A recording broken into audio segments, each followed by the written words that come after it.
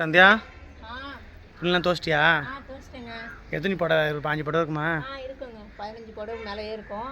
Okay. நிறைய பேர் என்ன கேட்குறாங்கன்னா, ஏன் உங்கள் வீட்டில் மிஷின் இல்லையா, எதுக்கு வந்து நீங்கள் கையில் துவைக்கிறீங்க அப்படி சொல்லிட்டு கேட்குறாங்க. அது என்ன காரணம் நீங்கள் சொல்லு. கண்டிப்பாக ஏன் கையால் துவைக்கலாம், புடவைங்களாம் நான் வந்து மிஷினில் போட மாட்டேன். ஏன்னா எல்லாமே சிலது கலர் போகும், சிலது வந்து காட்டன் புடவைங்க. மிஷினில் போடாமல் கையில் வாஷ் பண்ணால் கொஞ்சம் நீட்டாக இருக்கும். இப்போ வந்து உதாரணத்துக்கு இந்த க்ரீன் வந்து நல்லா சாயம் போச்சு. அப்புறம் இந்த ப்ளூலாம் வந்து நல்லா சாயம் போச்சு. இன்னொன்று வந்து காட்டன் வந்து நம்ம மிஷினில் போட்டால் ஃபுல்லாகவே ஷிங்க் ஆகிடும், திரும்ப அயன் பண்ணுற மாதிரி இருக்கும். ஆமாம், வீட்டில் கட்டுற புடவைலாம் நம்ம வந்து அயன் பண்ணாமல் தான் கட்டுறோம். இது ஃபுல்லாகவே வந்து நம்ம கையால் தான் வாஷ் பண்ணுவோம். எல்லாமே வந்து காட்டன் சாரீ தான்.